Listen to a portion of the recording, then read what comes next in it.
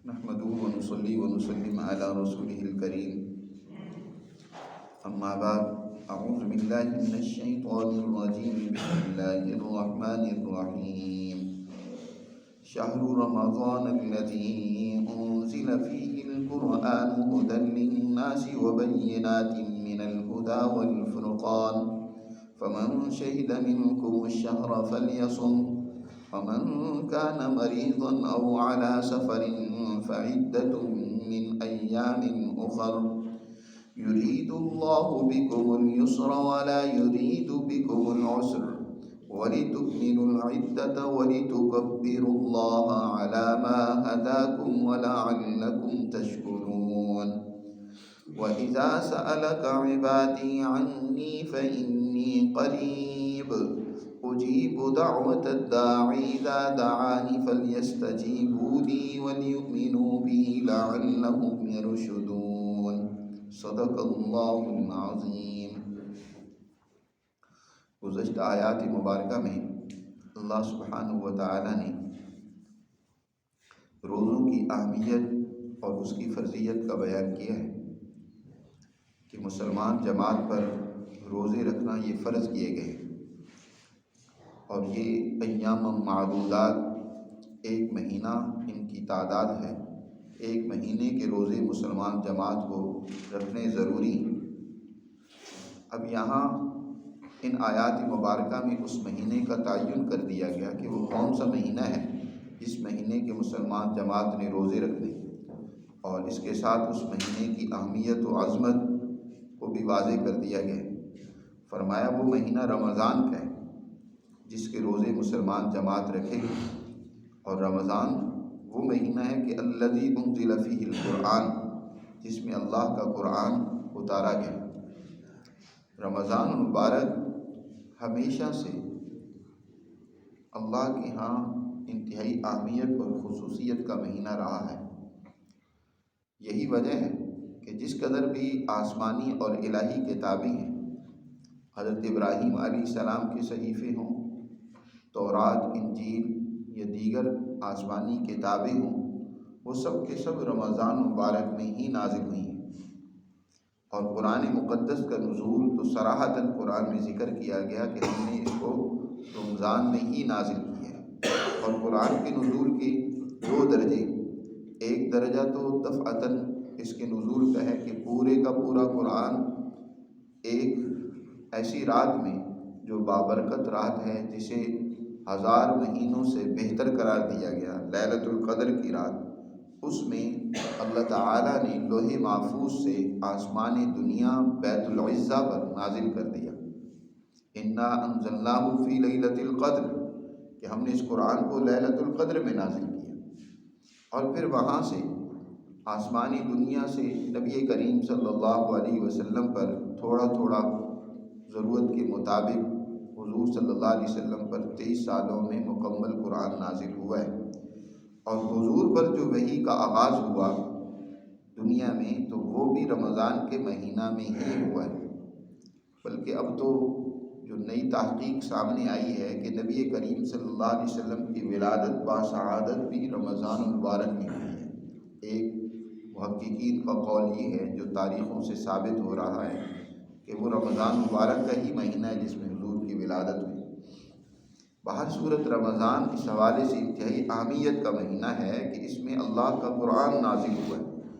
قرآن کا نزول تو یقینی بات ہے، جس کا ذکر یہاں بھی قرآن نے کیا ہے کہ رمضان وہ مہینہ ہے کہ انزل فیہ القرآن، جس میں قرآن اللہ کا نازل کیا گیا. اور قرآن کی کیا صفات ہیں؟ ہدی للناس، یہ انسانیت کی رہنمائی کرنے والا ہے، ان کو کامیابی کا راستہ دکھانے والا ہے. دنیا کے اندر ان کی ترقی اور کامیابی کا راستہ اس قرآن سے پتہ چلتا ہے، اور آخرت کے اندر نجات کا راستہ اسی قرآن سے پتہ چلتا ہے. ہدی للناس وبینات من الہدی والفرقان، اور ہدایت کی اور فرقان کی واضح نشانیاں اس میں موجود ہیں. جو انسان کسی منزل پر پہنچنا چاہتا ہے تو اس کے لیے سنگھائے میل وہ در حقیقت رہنما ہوتے ہیں کہ ان کے ذریعے سے انسان اپنی منزل کی طرف رواں دواں رہتا ہے. تو انسان اپنی فطرت کے راستے پہ چلنا چاہتا ہے، اللہ تک پہنچنا چاہتا ہے، تو اس کے لیے اس قرآن مجید میں اسے ہر آیت سنگھائی میل نظر آئے گی کہ اس کے ذریعے وہ اللہ تک پہنچ سکتا ہے۔ وَبَيِّنَاتٍ مِّنَ الْهُدَىٰ، اور والفرقان فرمایا کہ فرقان یعنی وہ تعلیمات جو حق اور باطل کے درمیان، یہ دنیا یاد رکھو حق و باطل سے مخلوط ہے، یہاں باطل بھی موجود ہے، حق کے بھی موجود ہے، اور اکثر باطل جو ہے وہ حق کی صورت میں آتا ہے۔ ایسا نہیں ہوتا کہ باطل باطل کی صورت میں نظر آئے، بلکہ باطل بھی حق کی صورت میں نظر آتا ہے۔ اس لیے بہت سارے لوگ وہ حق کو نہیں پہچان پاتے، وہ باطل کو ہی حق سمجھ کر اس کے پیچھے اپنی زندگی گوا دیتے ہیں۔ حق کو وہی لوگ سمجھتے ہیں جن کو اللہ فرقان عطا کرتا ہے، جن کو حق اور باطل کے درمیان فرق کرنے کی صلاحیت عطا فرماتا ہے۔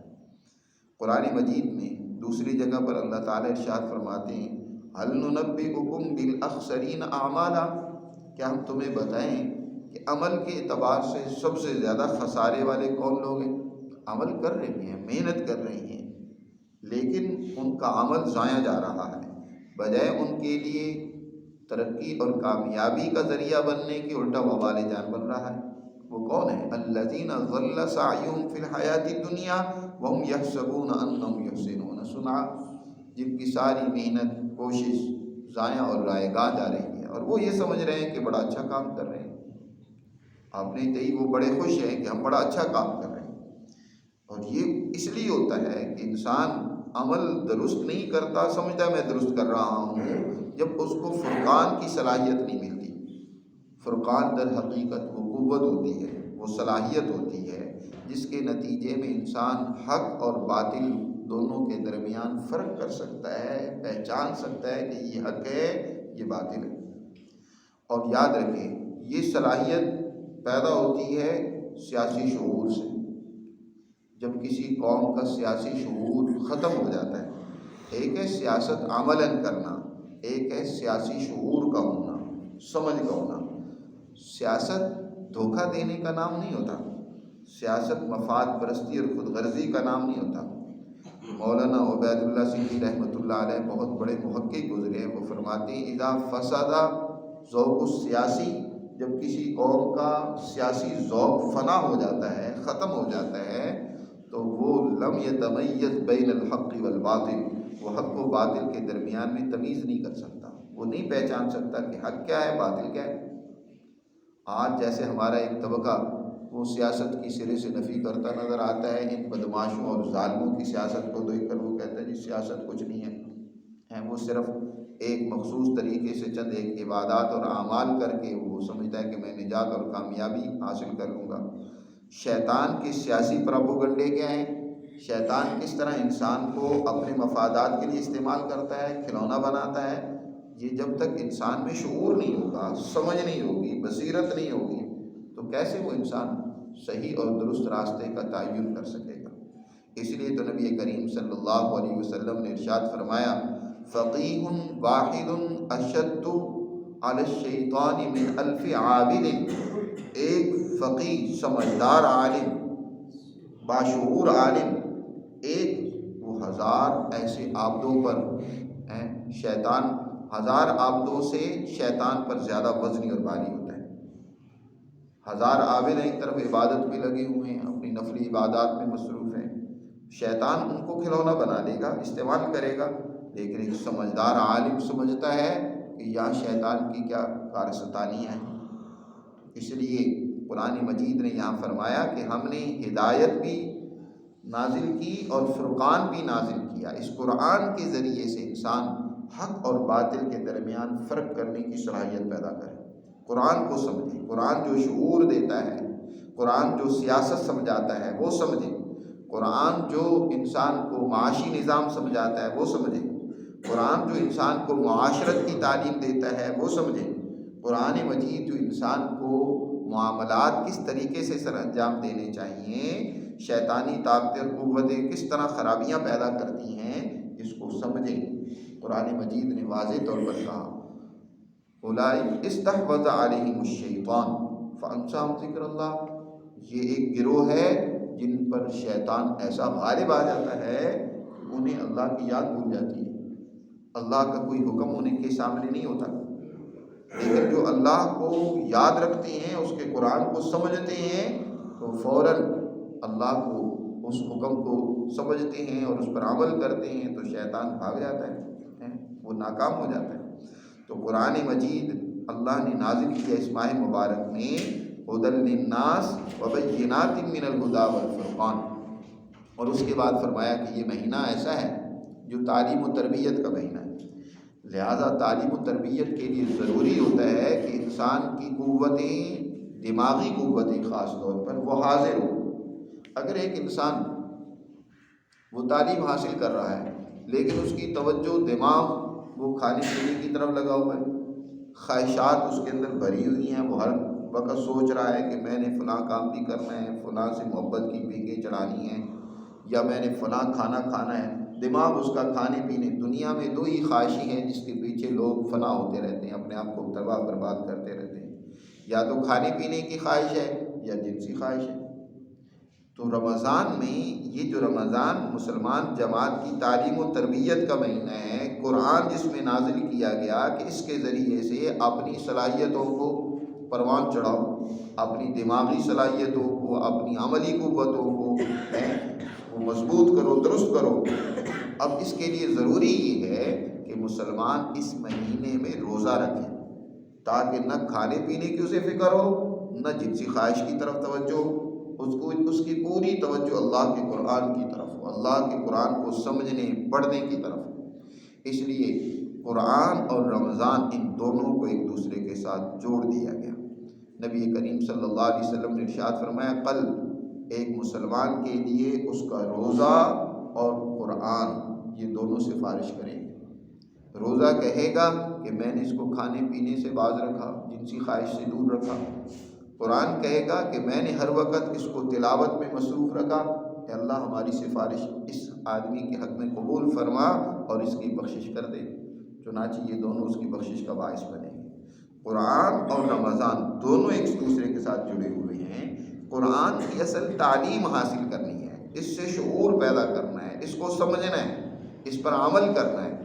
تو یہی وجہ ہے کہ نبی کریم صلی اللہ علیہ وسلم رمضان مبارک میں خود جبرائیل امین سے قرآن کا دور کیا کرتے تھے۔ جیسے حفاظ قرآن رمضان میں ایک دوسرے کو قرآن سنا رہے ہوتے ہیں، یاد کر رہے ہوتے ہیں، پڑھ رہے ہوتے ہیں بار بار، اور پھر رات تراویح اس کی رکھ دی رمضان کی راتوں میں کہ قرآن سنیں، سنائیں، پڑھیں، اور ایک یکسو ہو کر نماز کی حالت میں اس سے رہنمائی دیں۔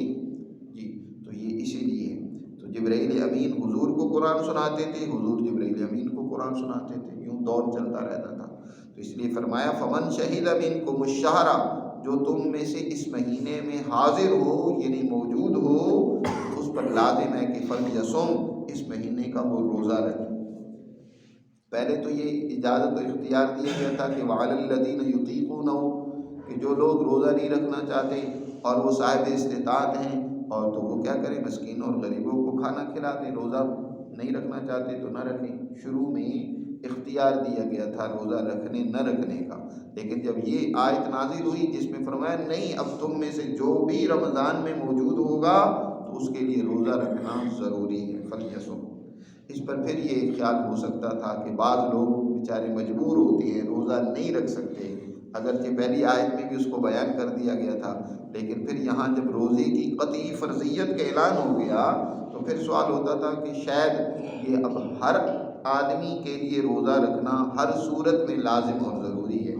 تو اللہ تعالیٰ نے آگے رخصت دے دی کچھ لوگوں کو جو بیمار ہوں یا سفر کی حالت میں ہوں، تو ان کے لیے روزہ اگر ان دنوں میں رکھنا مشکل ہے تو نہ رکھیں، دوسرے دنوں میں گنتی پوری کر لیں۔ یعنی ایک مہینے کے روزے ضروری ہیں، اگر ان دنوں میں نہیں رکھ سکے تو دوسرے دن میں رکھ لیں۔ سال کے اندر کم از کم ایک مہینہ مسلمان کو روزے رکھنے چاہیے۔ اس لیے فرمایا ومن کان مریضا، جو تم میں سے بیمار ہو، او علی سفر، یا سفر پر ہو، فعدۃ من ایام اخر، تو بس وہ گنتی پوری کر لے دوسرے دنوں سے۔ یہ جو اللہ نے آسانی اور سہولت رکھی ہے، یاد رکھیں اللہ بڑا مہربان ہے، بڑی ہی اپنے بندوں پر عنایت و بخشش کرنے والا ہے۔ جب بھی وہ کوئی حکم دیتا ہے تو اس میں کمزور لوگوں کے لیے رخصت کا ضرور پہلو بیان کرتا ہے۔ اب سفر میں روزہ رکھنا اس کی اجازت دے، رکھ بھی سکتے ہو، نہیں رکھنا چاہتے تو نہ رکھو۔ اگر مشکل ہے، دقت پیش آئی، حضور صلی اللہ علیہ وسلم نے دونوں طرح کا عمل کیا، سفر میں روزہ بھی رکھا ہے۔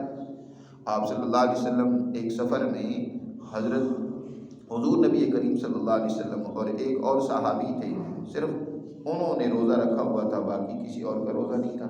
سخت گرمی تھی، صحابی بیان کرتے ہیں کہ ہم گرمی سے بچنے کے لیے اپنے اوپر کپڑا سروں پہ رکھ رہے تھے گرمی کی شدت سے، اور ہاتھ اوپر رکھتے تھے، چہرے پہ پانی ڈالتے تھے، لیکن سوائے حضور نبی کریم صلی اللہ علیہ وسلم کی اور حضرت عبداللہ بن رواحہ رضی اللہ تعالیٰ عنہ کے اور کسی کا روزہ نہیں تھا، تو آپ نے روزہ بھی رکھا۔ اور ایسا بھی ہوا، فتح مکہ کا واقعہ کیونکہ رمضان میں ہی پیش آیا، جب آپ صلی اللہ علیہ وسلم نے مکہ کو فتح کیا، تو رمضان انسان کے اندر ایک ایسی طاقت و قوت پیدا کر دیتا ہے، ایسی صلاحیت پیدا کر دیتا ہے کہ مسلمان دشمن کو پہچان کر اس کو شکست دینے کے لیے تیار ہو جاتا ہے۔ حضور صلی اللہ علیہ وسلم نے رمضان میں ہی بدر کی جنگ بھی لڑی، اور اسی طرح رمضان میں ہی مکہ کو بھی فتح کیا۔ آپ کی طاقتیں، آپ کی جماعت کی طاقتیں، قوتیں مضبوط ہو گئی۔ روزہ انسان کو مضبوط کر دیتے ہیں، عقلی طور پر بھی، جسمانی طور پر بھی۔ آپ فتح مکہ کے لیے جا رہے ہیں، مقام قدید پر پہنچے تو گرمی ہے، تو آپ صلی اللہ علیہ وسلم نے روزہ افطار کرنے کا حکم دیا، خود بھی روزہ افطار کر دیا، صحابہ کو بھی افطار کیا۔ سفر ہے، سفر میں روزہ چھوڑنے کی اجازت ہے۔ ایک موقع پر ایک سفر میں ایک صاحب، اس نے روزہ رکھا ہوا تھا، سخت نڈھال ہو گیا، مرنے کے قریب ہے، لوگ اس کے اوپر چادروں سے جو ہے وہ سایہ کیے ہوئے۔ حضور کو پتہ چلا، حضور صلی اللہ علیہ وسلم نے فرمایا اس کو کہو روزہ چھوڑ دے، سفر ہے، سفر میں روزہ چھوڑنے کی اجازت ہے۔ اور آپ نے اس موقع پر فرمایا لیس من البر صیام السفر، سفر میں روزہ رکھنا کوئی نیکی نہیں ہے۔ بعض لوگ ہوتے ہیں نا جن کو نیکی کا بڑا شوق ہوتا ہے کہ ہم تو سفر میں بھی روزہ نہیں چھوڑیں گے، چاہے کتنی مشقت اور تکلیف کیوں نہ ہو۔ جہاں اللہ میاں نے اجازت اور رخصت دی ہے کسی نیک عمل میں بھی، تو اس رخصت سے فائدہ اٹھانا چاہیے۔ اپنے آپ کو بڑا نیک بنا کر خواہ مخواہ اپنے آپ کو مشقت میں ڈالنا، یہ کوئی نیکی نہیں ہوتی۔ تو اسی لیے اللہ نے یہاں بیان فرمایا یرید اللہ بکم الیسر، اللہ تمہارے ساتھ آسانی کرنا چاہتا ہے، ولا یرید بکم العسر، اللہ تمہیں تنگی اور تکلیف میں مبتلا نہیں کرنا چاہتا۔ اللہ نے یہ جو احکامات دیے ہیں اور پھر سہولتیں بھی کمزوروں کے لیے بیان کر دی ہیں، تمہاری آسانی اور سہولت پیش نظر ہے۔ اللہ روزہ رکھوا کر بھی تمہیں کوئی تکلیف میں نہیں ڈالنا چاہتا، در حقیقت روزے کے ذریعے سے تمہاری صفائی کرنا چاہتا ہے، تمہیں مہذب بنانا چاہتا ہے، تمہیں صاف ستھرا اور صحت مند بنانا چاہتا ہے۔ روزہ صحت کے حوالے سے بھی نہایت ضروری اور اہم ہے۔ روزے سے بے شمار بیماریاں دور ہو جاتی ہیں، اخلاق صاف ہو جاتی ہیں۔ اس لیے اللہ نے فرمایا کہ تمہارے ساتھ آسانی کرنا چاہتا ہے۔ دین میں ہے بھی یسر ہے، آسانی ہے۔ جو لوگ خواہ مخواہ اپنے آپ کو مشقت میں ڈالتے ہیں، تکلیف میں ڈالتے ہیں اور سمجھتے ہیں کہ شاید اس سے ہم کوئی بہت بڑی نیکی حاصل کر رہے ہیں، یاد رکھیں یہ کوئی نیکی نہیں ہوتی۔ ہاں، شریعت کے کسی حکم کی خلاف ورزی نہیں ہونی چاہیے، باقی جو سہولتیں اور آسانیاں شریعت نے دی ہیں ان کو اختیار کرنا چاہیے۔ آپ صلی اللہ علیہ وسلم نے حضرت معاذ ابن جبل رضی اللہ تعالیٰ عنہ اور حضرت موسیٰ اشعری رضی اللہ تعالیٰ عنہ کو یمن کا گورنر بنا کر بھیجنا چاہا، تو ان کو ہدایات دی کہ تم یمن میں گورنر بن کر جا رہے ہو۔ تو یمن کے 2 حصے تھے، تو دونوں حصوں کے الگ الگ گورنر حضور بھیجنے لگے، تو انہیں ہدایات دی، اور جو عام ہدایت دونوں کو دی وہ یہ کہ فرمایا کہ دیکھو اللہ آسانی کرنے کو پسند کرتا ہے، ان کے لیے تنگی نہ پیدا کرنا، ان کے لیے آسانی، عوام کے لیے آسانی اور سہولتیں پیدا کرنا۔ یرید اللہ بکم الیسر، اللہ آسانی چاہتا ہے، تنگی نہیں چاہتا۔ تو وہاں جا کر لوگوں کے لیے مشکلات پیدا نہ کرنا کہ خواہ مخواہ قانون کی گرفت اتنی سخت کر دو کہ کسی کو سہولت اور آسانی ہی نہ ملے۔ جہاں تک ممکن ہو لوگوں کو سہولتیں پہنچاؤ، آسانیاں پہنچاؤ، تکلیف نہ پہنچاؤ۔ تو یہاں بھی اللہ تعالیٰ یہی بات کہتا ہے وَلِتُكْمِلُوا الْعِدَّةَ، اور اللہ یہ چاہتا ہے کہ تم گنتی پوری کرو، یعنی مہینہ ایک روزے پورے سال میں ہونے چاہیے۔ وَلِتُكَبِّرُوا اللَّهَ عَلَى مَا هَدَاكُمْ، اور اللہ یہ چاہتا ہے کہ تم اس کی ہدایت پر جو اس نے تمہیں ہدایت دی اس پر اس کی بڑائی اور عظمت بیان کرو، وَلَعَلَّكُمْ تَشْكُرُونَ، اور اس لیے اللہ یہ چاہتا ہے کہ تم شکر گزار بندے بن جاؤ، ہیں اس کی مہربانی اور عنایتوں کو درست استعمال کرنے والے، اس کی نعمتوں کو درست استعمال کرنے والے بن جاؤ۔ وَإِذَا سَأَلَكَ، اب ایک انسان جب روزہ رکھتا ہے تو روزہ رکھنے کے نتیجے میں اس کی صلاحیتیں، اس کی قوتیں وہ ٹھیک ہو جاتی ہیں، تندرست ہو جاتی ہیں، یہاں تک کہ اس کا عزم پختہ ہو جاتا ہے، اور عزم اسی کا اظہار کیا کہلاتا ہے؟ دعا۔ عظیم صاحب بھی رات دعائیں پڑھنے کی بات کر رہے تھے، دعا پڑھی نہیں جاتی، یاد رکھو، دعائیں مانگی جاتی ہیں۔ دعا در حقیقت اپنے عزم کا اظہار ہے، میں کیا چاہتا ہوں اس کو اللہ کے سامنے بیان کرنا ہوتا ہے کہ یا اللہ میں یہ چاہتا ہوں، اب اس معاملے میں میرے لیے جو مشکلات ہیں ان کو دور کر دے، اور میں یہ جو چاہتا ہوں، یہ میں کرنا چاہتا ہوں، اس حوالے سے میری مدد فرما۔ دعا ہی ہوتی ہے۔ ایک انسان کرنا کچھ نہیں چاہتا اور وہ زبان سے الفاظ بولتا رہے، وہ دعا نہیں ہوتی۔ دعا یہ ہے کہ جو انسان کرنا چاہتا ہے اس کا اللہ کے سامنے اظہار کرتا ہے اور راستے کی رکاوٹوں کو دور کرنے کے حوالے سے اس سے مدد مانگتا ہے، دعا مانگتا ہے کہ یا اللہ میرے راستے میں جو رکاوٹیں وہ دور کر دیں۔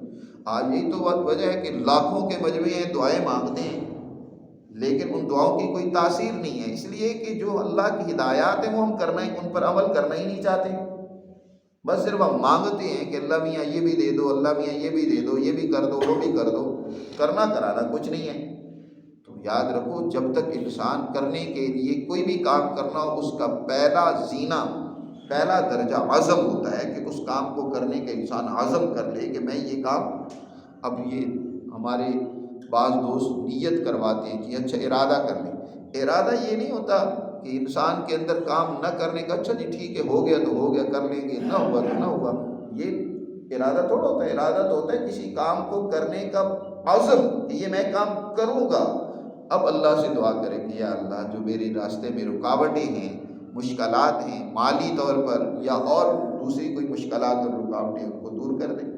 اس لیے تو کہا گیا الدعاء مخ العبادہ، دعا عبادت کا مغز اور نچوڑ ہے۔ سب سے زیادہ بندہ دعا میں اللہ کے قریب ہوتا ہے، ادھر بندہ ہے سامنے اس کے اللہ ہے، دعا میں سب سے زیادہ بندے کے اللہ کو قرب نصیب ہوتا ہے بندے کو، اس لیے دعا کی بڑی اہمیت ہے۔ تو یہاں جب ایک مسلمان کی روزے قرآن کی تلاوت کے نتیجے میں اس کے اندر عزم، ہمت پیدا ہو گئی، اب وہ دنیا میں اللہ کے قرآن کا نظام قائم کرنا چاہتا ہے، اس کے مطابق وہ اپنی سیاست، معاشرت، معیشت، معاملات، اپنی زندگی اس کے مطابق ڈھالنا چاہتا ہے، بڑی مشکلات ہے۔ شیطان بھی تو کھیل کھیل رہا ہے نا، اس کی طاقتیں اور قوتیں بھی کام کر رہی ہوتی ہیں، جگہ جگہ پہ رکاوٹیں ہوتی ہیں، تو ایسے دشمنوں کو شکست دینی پڑتی ہے، ان کے مقابلے میں نبرد آزما ہونا پڑتا ہے، تو اس لیے بندہ پھر اللہ سے دعا کرتا ہے۔ فرمایا وَإِذَا سَأَلَكَ عِبَادِي، جب آپ سے پوچھے میرے بندے، انی، میرے بارے میں، کہ ہمارا رب کہاں ہے، ہم اس سے مدد مانگیں، ہم یہ جو قرآن سے رہنمائی دی ہے اس کے مطابق عمل کرنا ہے، اب اس سے ہم دعا مانگیں، تو آپ میرے بندوں کو بتا دیں فَإِنِّي قَرِيب، بے شک میں قریب ہوں، میں دور نہیں ہوں، بہت قریب ہوں۔ کتنا قریب ہے؟ قرآن میں دوسری جگہ فرمایا من حبل الورید، اللہ انسان کی شاہ رگ سے بھی زیادہ قریب ہے۔ انسان کی شاہ رگ، جو بنیادی رگ جو انسان کی خون کی سپلائی کرنے میں کردار ادا کر رہی ہے پوری باڈی میں، اس سے بھی زیادہ قریب ہے اللہ۔ اس بندے اللہ کو پکاریں تو صحیح، اللہ کی طرف متوجہ تو ہوں، اس سے مدد مانگے تو صحیح۔ حدیث میں آتا ہے نبی کریم صلی اللہ علیہ وسلم نے ارشاد فرمایا اللہ اپنے بندے کی دعا کو رد نہیں کرتا بشرطے کہ شرائط کے ساتھ دعا مانگی جائے۔ ایک تو پورا عزم ہو، صرف الفاظ کا پڑھنا نہ ہو، عزم ہو پورا، اور اسی طرح دوسری شرط یہ بھی ہے کہ کوئی گناہ کی دعا نہ کرے، انسان کسی گناہ کو اللہ سے نہ مانگے، گناہ کرنے کی اللہ سے دعا کرنے لگ پڑے۔ اور تیسرا یہ بھی ہے کہ انسان اپنے اعمال کو بھی درست کرے، حلال کھائے، حلال پہنے، حضور نے ارشاد فرمایا کہ ایک آدمی مطعمو حرام و ملبسو حرام و مشربو حرام، حرام کاموں میں پھنسا ہوا ہے، کھانا پینا پہننا حرام کاریوں میں مبتلا، اور ساتھ ساتھ دعائیں مانگ رہا ہے، یا ربی یا ربی کیف یجاب، اس کی دعا کیسے قبول کی جائے گی؟ حرام کو چھوڑ تو رہا نہیں اور دعائیں مانگے جا رہا ہے۔ انسان ان گناہوں کو چھوڑے جن گناہوں میں وہ مبتلا ہے، ان کو ترک کرے، اللہ کی طرف متوجہ ہو، پورے یقین کے ساتھ اس سے مانگے۔ حضور نے ارشاد فرمایا اگر کوئی انسان کہے نا اے اللہ تیری مرضی اگر دے دے تو ٹھیک ہے، نہیں دیتا تو نہ دے، ان شئت، فرمایا ایسی دعائیں قبول نہیں ہوتی۔ قبولیت ہوتی ہے پورے یقین اور عزم کے ساتھ اللہ سے مانگے کہ یقیناً مجھے یہ ملے گا۔ وہ ایک حضرت پیرانی پیر شیخ عبد القادر جیلانی فرماتے ہیں کہ میں حج کے لیے گیا تو ایک بڑھیا کو میں نے دیکھا، وہ کیا ہے بیت اللہ کے غلاف کو پکڑ کر کہہ رہی تھی یا ربی یا ربی، اے اللہ، اے میرے رب، اے میرے پروردگار، انت انت، تو ہی ہے، تو بڑا مہربان ہے، انا میں ہوں، میں بندہ ہوں، تو رب ہے، تو مالک ہے اور میں ناچیز ہوں، میرا حال تو یہ ہے کہ انا الاواب بذنب، مجھ سے بار بار غلطیاں بھی ہو جاتی ہیں، میں کمزور ہوں، میں بندہ ہوں، مجھ سے غلطیاں بھی ہو جاتی ہیں، اور تو اے اللہ مالک ہے، تیرا حال یہ ہے کہ تو بار بار معاف بھی کر دیتا ہے، تو معاف کرنے والا ہے، اے اللہ میری خطائیں غلطیاں معاف کر دے۔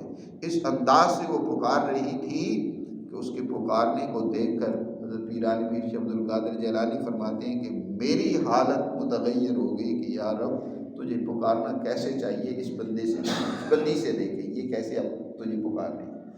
تو اللہ کو پکاریں، اس سے مانگیں، ایسے جیسے ایک بچہ اپنی ماں کے ساتھ لپٹ کر اس سے دودھ لیتا ہے یا مانگتا ہے یا اپنی ضرورت پوری کروانے کے لیے اس کے پیچھے پڑا ہوتا ہے، تو اللہ میاں سے ایسے آہوزاری کے ساتھ مانگیں تو وہ یقیناً قبول ہوتا ہے۔ ہمارے ہاں آج کل دعائیں پڑھنے کا رواج ہو گیا ہے، دعا مانگا نہیں جاتی، پڑھی جاتی ہے، اس لیے آپ نے دیکھا ہوگا ائمہ مساجد بھی اللہ ہم سب پہ رحم فرمائے، نماز کے بعد نا وہ بڑے ترنم کے ساتھ دعائیں پڑھ رہے ہوتے ہیں۔ اللہ تعالیٰ ہمارا ترنم سننا چاہتے ہیں کہ کتنی اچھی آواز ہے علامہ صاحب کی، کتنے اچھے الفاظ وہ زبان سے ان کو پڑھ رہے ہیں۔ اللہ تو درد دل دیکھتا ہے کہ دل میں کیا ہے، دل کس کی طرف متوجہ ہے۔ حضور نے ارشاد فرمایا اللہ متوجہ ہی نہیں ہوتا الی قلب لاہن، غافل دل کی طرف اللہ توجہ ہی نہیں کرتا، کہ دل تو غفلت میں مبتلا ہو، دل تو جو ہے وہ سرمایہ پرستی میں ڈوبا ہوا ہو، خواہشات میں ڈوبا ہوا ہو، زبان سے آپ مانگی جا رہے ہیں تو وہ مانگنا مفید نہیں ہے۔ فرمایا میں بہت قریب ہوں، اجیب دعوت الداعی اذا دعان، میں قبول کرتا ہوں پکارنے والے کی پکار کو جب وہ مجھے پکارتا ہے، جب وہ مجھ سے مانگتا ہے، دعان مانگنے کا یہاں ذکر ہے، جب وہ مجھ سے مانگتا ہے تو میں قبول کرتا ہوں اس کی اس مانگ اور پکار کو۔ لہذا فلیستجیبوا لی، وہ میرے حکم کو بھی مانیں، میں نے جو حکم قرآن میں دیا انہیں اس پر عمل کریں، اس کو قبول کریں۔ جو اس راستے میں رکاوٹیں آئیں گی وہ مجھ سے مانگیں گے تو میں ان کی وہ رکاوٹیں دور کروں گا۔ وَلْيُؤْمِنُوا بِی، اور مجھ پر وہ یقین رکھیں کہ میں ان کی دعائیں قبول کرتا ہوں۔ لَعَلَّهُمْ يَرْشُدُونَ، تاکہ وہ رشد و ہدایت اور کامیابی کو حاصل کر لیں۔ تو اس طریقے سے ان آیات مبارکہ میں رمضان، قرآن اور دعا کی اہمیت کو واضح کیا گیا ہے۔ اللہ ہمیں سمجھ نصیب فرمائے۔